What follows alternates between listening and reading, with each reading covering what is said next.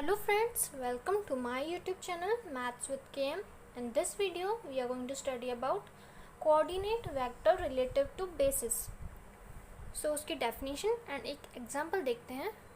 So पहले ये समझने के लिए हमको ordered basis क्या होता है वो समझना पड़ेगा. So ordered basis देखते हैं.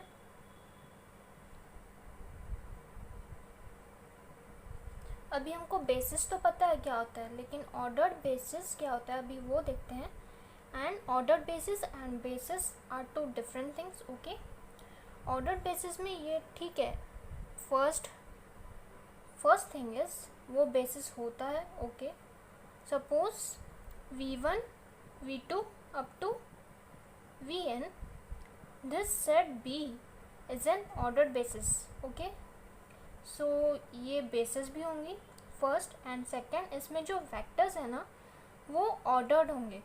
Means we can't write v2 here and v1 year.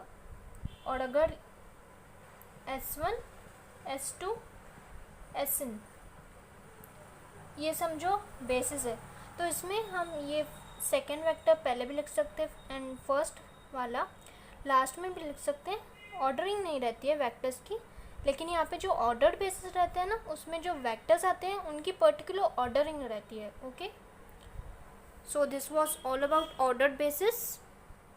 Here the name ordered basis itself suggests that it is a basis and the vectors involved in it have a particular order. Okay, now we will proceed towards coordinate vector. And ये जो coordinate vector निकालते हैं ना हम वो with respect to ordered basis ही निकालते हैं. Okay, so now we are going to see the definition of coordinate vector. So let B is equal to the set containing v1 up to vn vectors be an ordered basis of v. Then देखो ordered basis है तो वो basis है. Okay, so if any vector belongs to capital V और ये basis है v की, then v small v can be written as the linear combination of elements of B. Okay, अगर कोई पर्टिकुलर सेट बेसिस है then any element belonging to vector space V can be written as the linear combination of elements of B. Okay, so then V belongs to capital V can be written as V is equal to alpha 1 v1 plus alpha 2 v2 up to so on plus alpha n vn where the scalars. Okay, where alpha 1 ये क्या है, स्केलार्स हैं which belong to field F. Then the vectors alpha 1 up to so on alpha n, ये जो vectors है alpha 1 up to ये alpha n is called coordinate vector relative to basis B. Okay, so अभी एक example देखते हैं इसको समझने के लिए. So now the problem is find the coordinate vector of 2 3 4 minus 1 relative to the ordered basis B is equal to, ये क्या है, ये जो सेट है वो ऑर्डर्ड बेसिस है ऑफ V4. एंड यहाँ पे V4 है तो B में कैसे फॉर्म में एलिमेंट्स प्रेजेंट है, 4 टपल में है ना. ये first component, second and third and fourth. So 4 components है, implies elements are present in 4 tuple.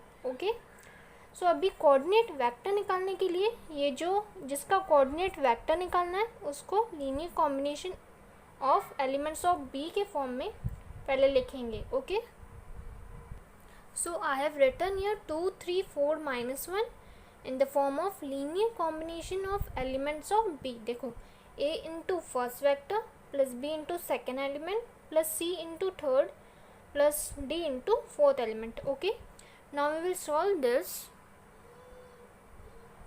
यहाँ पे हमें कोऑर्डिनेट वेक्टर फाइंड आउट करना है. Means we have to find out the values of A B C and D. So यहाँ पे first step में linear combination of elements of B लिखा. Okay, then second step में just multiplication किया, A अंदर multiply हो गया तो A 0 0 प्लस 0 B 0 एंड यहाँ पे C अंदर मल्टीप्लाई करेंगे D अंदर. ओके, सो ये स्टेप मिल जाएंगी. एंड अभी फर्स्ट कंपोनेंट जो है हर एक एलिमेंट में उसको एक साथ लिखेंगे. So A plus 0 plus 0 plus D, A plus B plus 0 plus 0. Okay, in this way we have written this step. And अभी इसको सिंप्लीफाई करेंगे तो ये मिलेंगे step a plus D comma a plus B comma b plus C comma c. Okay, now equating component wise means first component we will equate to first component of this. Okay, so यहाँ पे ये मिलेंगे a plus d is equal to 2, a plus b is equal to 3 and यहाँ पे 4 है, so 4 is equal to b plus c. Okay, and c is equal to -1. So we will number these equations, equation number 1, 2, 3 and 4. Okay, now we have to find out the values of a, b, c and d. So we have to solve these equations. Okay, so equation number 4 equation number 3 में put up करेंगे. So b की value मिल गई हमको, b is equal to 5. then b की value equation 2 में put up करेंगे. So 2 will imply a plus 5 is equal to 3. This gives the value of a which is equal to -2. And अभी ये जो मिली a की वैल्यू वो equation number 1 में पुटअप करेंगे. सो d की वैल्यू मिलेंगी. So d is equal to 4. Okay, so the vector अभी a की वैल्यू क्या मिली यहाँ पे -2, b की क्या मिली 5, c is equal to -1 and d की value 4 milli.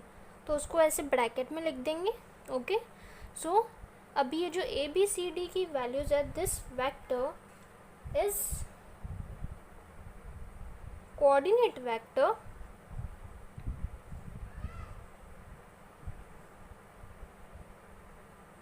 Of 2, 3, 4, -1 relative to basis b. Okay, relative to b. So it was very simple. In this just you have to find out the values of a, b, c and d.